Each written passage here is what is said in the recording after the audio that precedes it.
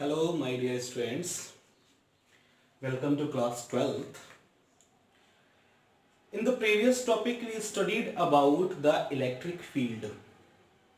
अब हमने पढ़ लिया कि what is electric field. Then now the problem is that how can we represent electric field? Point, line, sphere, any shape. कोई इसकी shape है? इसको रिप्रेजेंट कैसे करेंगे? तो देखो भैया, फील्ड को रिप्रेजेंट करने का कोई स्पेसिफिक तरीका नहीं होता. क्या है स्पेसिफिक तरीका? भाई हम कुछ स्पेशली उसको नाम नहीं दे सकते क्योंकि फील्ड है वो अवेलेबल है, इनविजिबल है. तो उसको शो करने के लिए हमने एक मेथड चुना जिसे हम बोलते हैं लाइन. इसका नाम दिया गया electric field lines.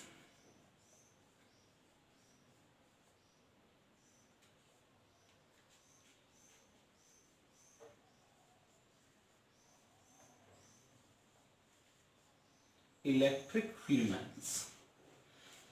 What are they? Electric field lines. The lines that represent the electric field are called electric field lines. वो लाइन जो इलेक्ट्रिक फील्ड को रिप्रेजेंट करे. ये लाइन कैसी होती है? तो आपको एक बहुत सिंपल सा मेथड और बहुत सिंपल सा बता दूं. Maybe these lines are curve और maybe these lines are straight. Depends upon the nature of the material. Suppose करते हैं कि मेरे पास दो प्लेट है. एक प्लेट को मैंने प्लस चार्ज दिया, एक प्लेट को माइनस चार्ज दिया. इलेक्ट्रिक फील्ड लाइंस के बारे में भी बताने जा रहा हूं कि हमेशा प्लस से माइनस की तरफ चलती हैं. तो अगर यहां होगी तो इलेक्ट्रिक फील्ड ऐसे होगा, ये कर्व लाइन बन गई. यहां होगी तो स्ट्रेट लाइन होगी, यहां होगी तो स्ट्रेट लाइन होगी, यहां होगी तो कर्व लाइन ऐसे शो करेंगे. तो maybe electric field lines are curve और maybe electric field lines are what? Straight.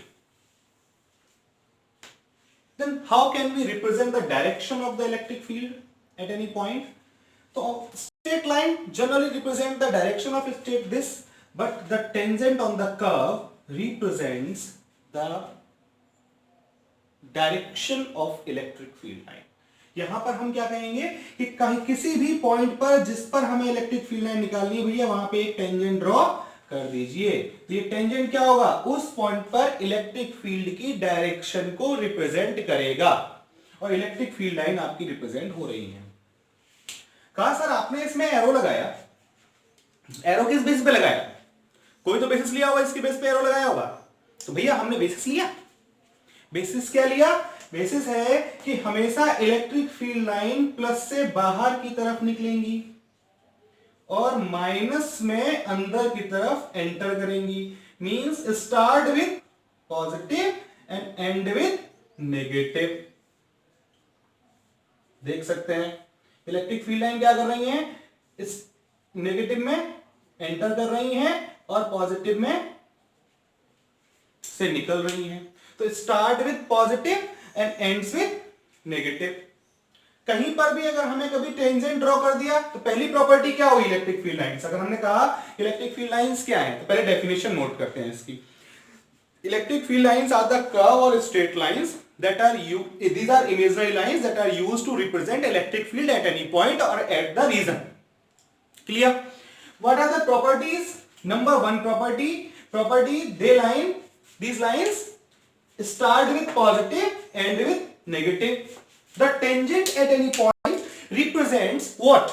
Tangent at any point represent the direction of the field line. Interesting thing. This is second point. Third point is what? Third point is this कि electric field line क्या करती है. तो भैया सीधी सी बात आपको बता दें, इलेक्ट्रिक फील्ड लाइन कभी एक दूसरे को क्रॉस नहीं कर सकती.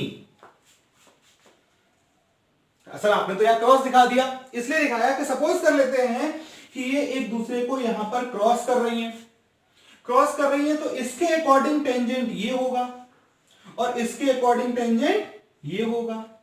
अब एक ही जगह पर एक ही फील्ड की दो डायरेक्शन पॉसिबल हो गई जो कि पॉसिबिलिटी नहीं है क्योंकि प्लस से माइनस में उन्हें जाना है, प्लस से निकलना है, माइनस में जाना है. तो डायरेक्शन तो कोई एक ही रही होगी.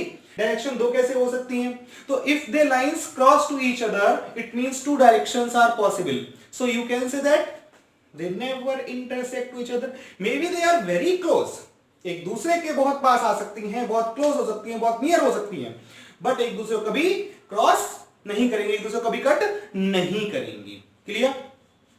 नेक्स्ट पॉइंट कि अगर हमारी कोई लाइन है, सपोज करो यहां पे हमने ऐसे लाइंस को इंडिकेट किया, एक इंटरेस्टिंग बात यहां पे फिर आ गई हमारी कि अगर मैं equal lines equal distance gapping के साथ दिखा रहा हूं, मींस कैसा फील्ड हो गया? यूनिफॉर्म फील्ड हो गया। और अगर मैं ऐसे शो कर दूं तो आप देखेंगे कि लाइंस यहां पे रेयर हैं इस रीजन में और यहां डेंसर है, तो जहां डेंसर होंगी वहां पर फील्ड ज्यादा होगा और जहां रेयर होंगी वहां फील्ड कम होगा। तो चार्ज के साथ जैसे जैसे डिस्टेंस बढ़ती जाएगी फील्ड लाइंस रेयर होती जाएंगी। तो ये एक किसको रिप्रेजेंट कर रहा है? नॉन यूनिफॉर्म फील्ड को रिप्रेजेंट कर रहा है। किसको रिप्रेजेंट कर रहा है? नॉन यूनिफॉर्म फील्ड को।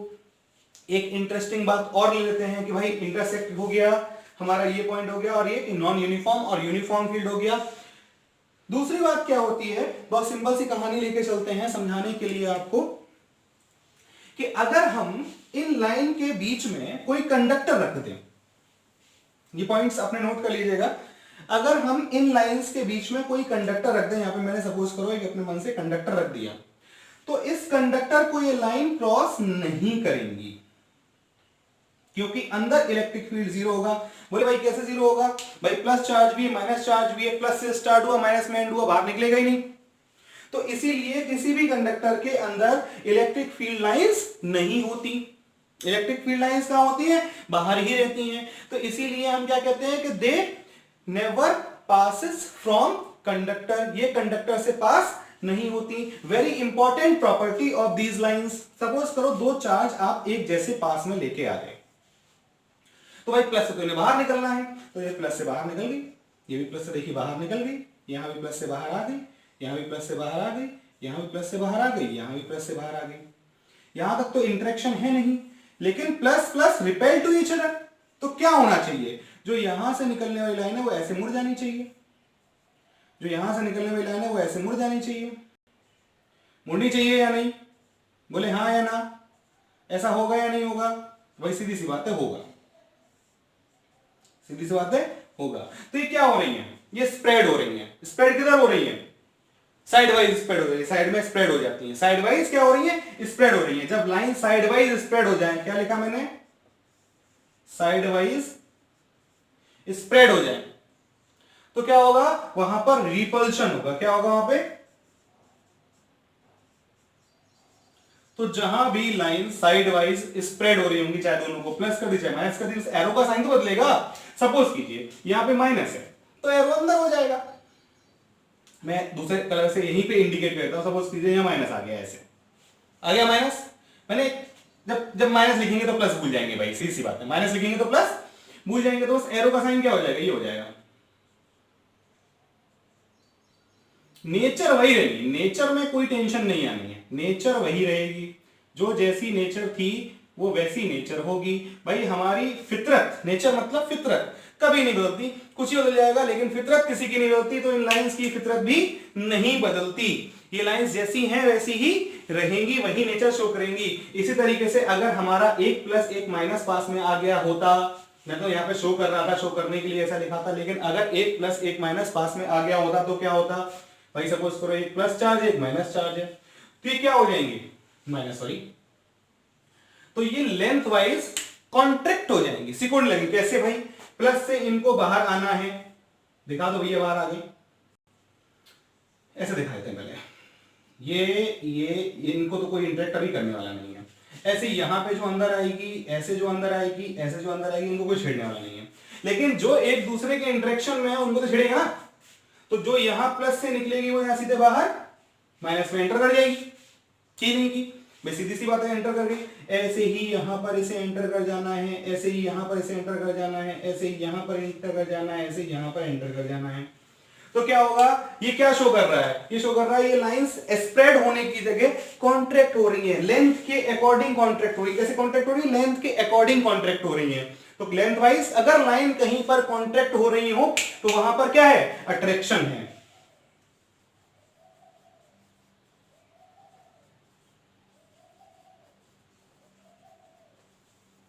Means attraction.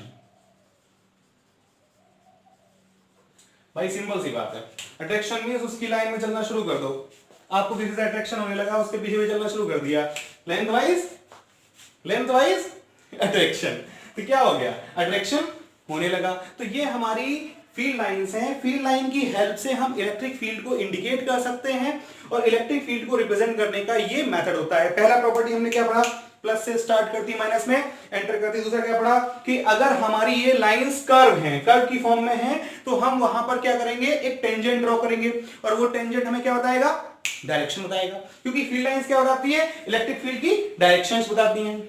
दूसरी बात, ये लाइन कभी एक दूसरे को काटती नहीं है। क्यों, अगर काट देंगी तो उसी जगह पर दो इलेक्ट्रिक फील्ड डायरेक्शन हो जाएंगी, जो कि पॉसिबल ही नहीं है, क्योंकि एक ही जगह पर दो लोग एक साथ नहीं रह सकते एक ही नेचर के। सिंपल सी बात है।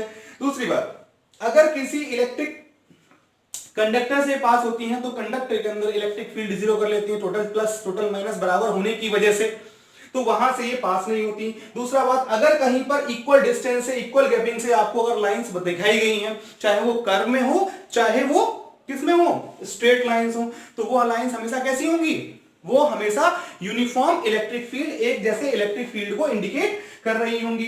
तीसरी बात, अगर कहीं पर हमारी, नेक्स्ट बात, अब तो तीसरी चौथी बात हो जाएगी, वो भी होगी। नेक्स्ट बात, अगर कहीं पे लाइन सिकुड़ी हुई है, बहुत ज्यादा इकट्ठी हो गई है, कलेक्टिव है, डेंस है, तो वहां पर इलेक्ट्रिक फील्ड ज्यादा होगा, डेंस इलेक्ट्रिक फील्ड होगा। और जहां पे लाइन स्प्रेड हो गई है वहां पर इलेक्ट्रिक फील्ड कम होगा। चार्ज के साथ डिस्टेंस बढ़ने के साथ साथ ये क्या होती है, स्प्रेड होती जाती है, तो ऐसे ही आगे की तरफ बढ़ती हुई चली जाती हैं। ये हमारी प्रॉपर्टी है इलेक्ट्रिक फील्ड लाइन की। तो हमने अभी तक क्या स्टडी किया, इलेक्ट्रिक फील्ड क्या था भाई, इलेक्ट्रिक फील्ड एक फील्ड है around the charge in which any other charge experience a force of attraction और रिपल्शन। तो हम उसे कैसे कैलकुलेट करते थे भाई, फोर्स किसके ऊपर लगा, चार्ज के ऊपर, तो फोर्स अपॉन चार्ज। कैसे कैलकुलेट करते थे, फोर्स अपॉन चार्ज, ये अपॉन हो गया, ये हो गया फोर्स, ये हो गया चार्ज। इससे हमें क्या मिला, इलेक्ट्रिक फील्ड। इलेक्ट्रिक फील्ड, क्योंकि फोर्स एक वेक्टर क्वांटिटी है तो इलेक्ट्रिक फील्ड भी वेक्टर क्वांटिटी। आप देख रहे हैं यहाँ पे हर जगह पे हम डायरेक्शन को शो कर रहे हैं, it means it is an vector quantity. Simple सी कहानी है। अब आती है हमारी नेक्स्ट पॉइंट कि भाई अगर इलेक्ट्रिक फील्ड है तो डिफरेंट डिफरेंट शेप से इलेक्ट्रिक फील्ड निकालिए। तो कल हमने इलेक्ट्रिक फील्ड कैलकुलेट किया था ड्यू टू पॉइंट चार्ज, आज इलेक्ट्रिक फील्ड करेंगे due to a ring. Electric field due to a ring, तो let me calculate the electric field due to a ring. और वहां पर हम लीनियर चार्ज डेंसिटी की प्रॉपर्टी याद करेंगे। याद करिए भाई, लीनियर चार्ज डेंसिटी क्या कहती है, लीनियर चार्ज डेंसिटी कहती है कि charge upon length. Surface charge density क्या कहती है कि charge upon area. Volume charge density क्या कहती है कि चार्ज अपॉन वॉल्यूम। अगर हमने किसी को चार्ज दिया और उसकी बॉडी की length in comparison to area and volume effective है, तो हम क्या कहेंगे कि चार्ज उसकी लेंथ पे चला जाएगा और उस समय उसका लैम्डा हो जाएगा Q अपॉन L।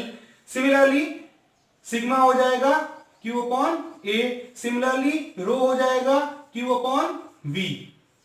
ये क्या है, लीनियर चार्ज डेंसिटी। ये क्या है, सरफेस चार्ज डेंसिटी। ये क्या है, वॉल्यूम चार्ज डेंसिटी। एक बार फिर से रिवाइज कर लेते हैं इसको, अच्छे से रिवाइज हो जाएगी आपको। Length, the charge upon area is linear charge density, charge upon volume is volume charge density, charge upon area is superficial और areal charge density, charge upon length is linear charge density. मैंने बीच बीच में revise करके बता दिया, जिससे कि हम अगर यूज करना चाहें तो यूज कर सकते हैं। इसको डिफरेंट फॉर्म में भी लिख सकते हैं। अगर मैं लैम्डा को ऐसे लिखना चाहूं तो मैं delta Q upon delta L भी लिख सकता हूं। अगर मैं स्मॉल फॉर्म में लिखना चाहूं तो मैं लैम्डा को ऐसे भी लिख सकता हूं कि lambda is equals to DQ upon DL, जैसा हमने कल यूज किया था। Similarly I can write sigma is equals to DQ upon DA, rho is equals to DQ upon DV। I can write main target electric field due to the uniformly charged ring. Electric field due to uniformly charged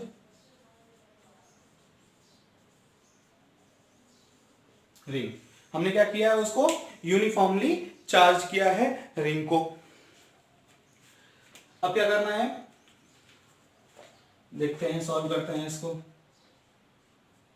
मेरे पास क्या होना चाहिए, एक ring होनी चाहिए। अब ring को थोड़ा सा वाइड शो कर लेते हैं जिससे कि आपको सपोज आ जाए कि हाँ भैया ये रिंग है, इसकी लेंथ पे चार्ज हमने दिया हुआ है, थोड़ा सा इसे मोटा शो कर लिया जिससे कि मैं यहाँ पे चार्ज को यूनिफॉर्मली स्प्रेड आपको शो करके दिखा सकूं। ठीक है भैया,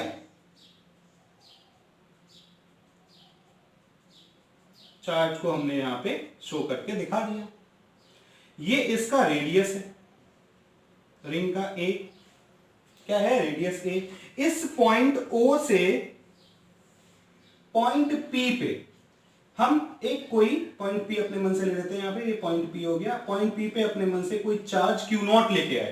देखो जब भी हमें इलेक्ट्रिक फील्ड निकालना है तो बाहर से कोई चार्ज लेके आ रहे होंगे, उस चार्ज के ऊपर इलेक्ट्रिक फील्ड की कैलकुलेशन करेंगे।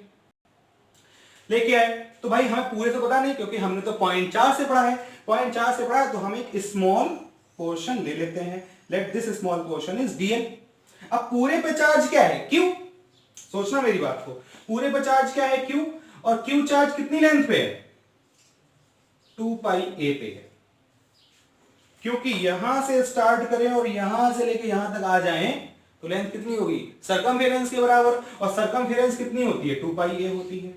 नहीं होती सरकमफेरेंस 2 पाई ए, सरकमफेरेंस तो 2 पाई ए होती है किसी की भी, तो सरकमफेरेंस 2 पाई ए होती है, हमने 2 पाई ए लगा दिया। अब एक छोटी सी बात करते हैं कि भाई यहां पे चार्ज कितना होगा, let charge is D Q. अब प्लस से हमेशा चार्ज बाहर, इलेक्ट्रिक फील्ड बाहर की तरफ जाता है, तो इस प्लस से ऐसे रिंग सपोज करो ये पॉइंट है तो यहां से इस पॉइंट पे इधर जाएगा, नहीं जाएगा, तो यहां से इलेक्ट्रिक फील्ड की डायरेक्शन ये होगी। ये क्या हो गया, डीई वेक्टर। कोई परेशानी, बहुत सिंपल सी कहानी है या नहीं है। ये डीई वेक्टर हो गया। सपोज कर लेते हैं ये एंगल थीटा है, कई बुक में कहीं दूसरी जगह से भी एंगल दिया हो तो नो प्रॉब्लम, ये एंगल थीटा है।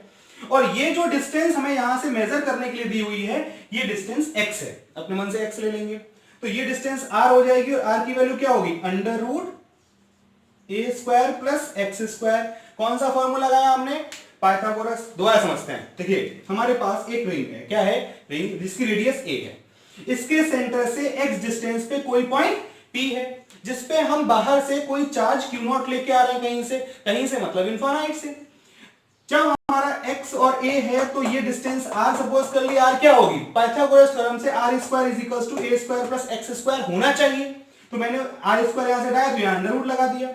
ये डिस्टेंस dl है, ये डिस्टेंस q है, तो हम अगर लैम्डा निकालना चाहें तो लैम्डा dq अपॉन dl हो जाएगा। अगर चाहो तो यहां दिखा दो एक बार कि lambda is equals to dq upon dl होना चाहिए भैया, इसलिए हमने यहां पे dq अपॉन dl लैम्डा के लिए लिख दिया है। लैम्डा क्या है, लीनियर चार्ज डेंसिटी है। चार्ज किस पे स्प्रेड हुआ है, रिंग पे स्प्रेड हुआ है। रिंग क्या है, उसकी लेंथ पे स्प्रेड हो रहा है चार्ज। बात समझ में आ रही है, नहीं आ रही है। अब आगे क्या करते हैं भाई, इलेक्ट्रिक फील्ड तो इधर हो गया। अगर मैं इलेक्ट्रिक फील्ड इधर निकालना चाहूं तो भैया देखो ये स्ट्रेट लाइंस हैं, ये एंगल भी थीटा हो जाएगा, तो यहां आपका आ जाएगा डीई कॉस थीटा और इस डायरेक्शन में आपका आ जाएगा डीई साइन थीटा। अब इंटरेस्टिंग बात, पूरी रिंग है, इस पॉइंट से इधर गया, इस पॉइंट से इधर गया, इस पॉइंट से इधर जाएगा, इस पॉइंट से इधर जाएगा, ऐसे ये पॉइंट इधर ले जाएगा, ये पॉइंट इधर ले जाएगा, ये पॉइंट इधर ले जाएगा। हर एक का जो साइन कंपोनेंट है वो डिस्टेंस सेम रहेगी, आर सेम होगा। Q dq dq dq dq dq dq dq हर जगह होगा। जब चार्ज सेम है तो इलेक्ट्रिक फील्ड का फॉर्मूला हमने पढ़ा था, E is equals to 1 upon 4 pi epsilon not Q upon R square. कल पढ़ा है, याद करो। पॉइंट चार्ज से तो स्मॉल चार्ज लिया है, मतलब पॉइंट चार्ज की तरह बिहेव करेगा, तो फॉर्मूला Q और R स्क्वायर भी डिपेंड करना चाहिए। अगर Q और R सेम है तो हर कंडीशन में DE की वैल्यू हर पॉइंट से सेम हो जाएगी। इस पॉइंट से, इस पॉइंट से, इस पॉइंट से, इस पॉइंट से, इस पॉइंट से, इस पॉइंट से, इस पॉइंट से, इस पॉइंट से, पूरी रिंग से सेम हो जाएगी। जब पूरी रिंग से सेम हो जाएगी तो क्या होगा, ये डी साइन थीटा इसको कैंसिल कर देगा, ये डी साइन थीटा इसको कैंसिल कर देगा, ये डी साइन थीटा इसको कैंसिल कर देगा। Overall the summation of d sine theta क्या आ जाएगा, समेशन भी कह सकते हैं, इंटीग्रेशन भी कह सकते हैं, क्या आ जाएगा, 0 आ जाएगा। तो हम क्या लिख सकते हैं, the summation of d sine theta और integration of d sine theta is 0 होगा। टोटल ई साइन थीटा वाली टर्म की वैल्यू 0 हो जाएगी। लेकिन हर बार कॉस इधर मुड़ जाएगा, यहां से कॉस इधर मुड़ जाएगा, यहां से कॉस इधर मुड़ जाएगा, इधर नीचे से कॉस ऊपर जाएगा, ऊपर से कॉस नहीं। हर बार हॉरिजॉन्टल लाइन में आ जाएगा। तो हमें टोटल इलेक्ट्रिक फील्ड किससे मिलेगा? कॉस थीटा से। किससे मिलेगा? कॉस थीटा से। तो हम क्या लिखेंगे? हम लिखेंगे भाई टोटल इलेक्ट्रिक फील्ड, थोड़ा बड़ा लिख देते हैं, total electric field is given by integration of D E cos theta. देखो एक जनरल टर्म में लिखेंगे तो E is equal to 1/4 epsilon not Q upon R square लिखेंगे, और जब इसे हम वेक्टर फॉर्म लिखेंगे तो यहां वेक्टर लगाएंगे या कैप लगाएंगे। तो मैं पहले एक जनरल टर्म लिखूं। देखिए आप पहले इसको समझिए, जो ये हमने फिगर बनाया अगर समझ में आ गया है तो मुझे फिगर इरेज करना पड़ेगा। ऐसा करते फिर इरेज नहीं करते, उधर वाले पोर्शन में सॉल्व कर लेता है। ठीक है, बहुत आसान है, जल्दी सॉल्व हो जाएगा, डोंट वरी। इधर वाले पोर्शन में इसको सॉल्व करके आपको दिखा देता है। डी कॉस थीटा, पहले हम यहां पे डी और कॉस थीटा की वैल्यू पुट करते हैं। क्या वैल्यू है देखिए, ये हो जाएगा इंटीग्रेशन, डी क्या हो जाएगा 1/4 पाई एप्सिलॉन नॉट। अगर कोई मीडियम है तो के, और मीडियम नहीं है तो के इक्वल्स टू 1 क्यू यानी कि D Q upon R square cos theta. अब dq की वैल्यू पुट कर देंगे भाई। हमारे dq की वैल्यू क्या होगी, यहां से देख लो, dq is equals to lambda dl, you can put, no problem. तो भाई हमारी e की वैल्यू आ जाएगी निकल के, e is equals to, you can see dear, integration 1/4 pi epsilon not. यहां तक तो ये सिंपल है। आर स्क्वायर आप चाहो तो यहां से भी लगा सकते हो, R square equals to A square plus X square. So you can write a square plus x square, or not, you can write r square. Okay, very interesting thing is there, that's why I'm leaving like this. हमने छोड़ दिया वहीं पे। तो dl क्या हो जाएगा, dq क्या हो जाएगा, lambda dl and cos theta, cos equals to by the formula of trigonometry, cos क्या होता है, cos होता है base upon hypotenuse means x upon r। तो you have to write x upon r, simple or not, all things are constant, only dl is integrable, जिसको आप integrate कर सकते हैं। तो भाई सारे कांस्टेंट को क्या करते हैं, बाहर ले लेते हैं। तो 1/4 pi epsilon not x upon r cube integration of dl, और this is lambda. Lambda is what, lambda is linear charge density. What it is, linear charge density. Okay dear, so this will be, मैं ऐसे इसको कर दे रहा हूं, confuse होने की जरूरत नहीं है। 1/4 pi epsilon not, x is as it is, lambda is as it is, this is what dl is 2 pi a, this is, तो lambda is 2 pi a. You can write what here, x square plus a square power 3/2. बोले why, r power 3 और r is a square plus x square power 1/2, 1/2 power 3 is 3/2. This is your answer. By putting the value of a, by putting all the value, you get your answer. You can also solve it by removing this, because lambda into 2 pi a, by lambda is what, lambda is q upon l, और l क्या था यहाँ पे 2 pi a, तो lambda into 2 pi a is what, q, lambda into 2 pi a is what, q. तो at the place of this you can also write E is equals to 1/4 pi epsilon not x cube upon a square plus x square power 3/2. This is also formula. So you can match the formula with the help of your book. Very simple formula derivation is this.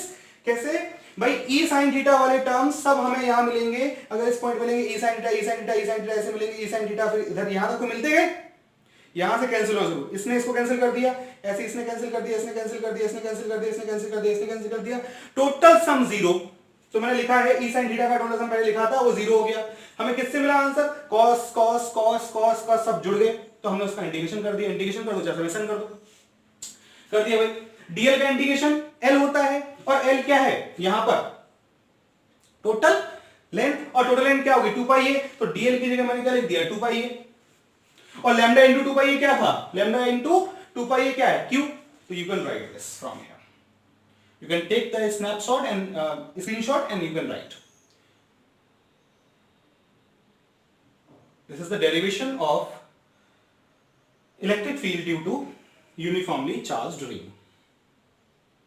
Next point is dipole. Dipole is what? So let me start.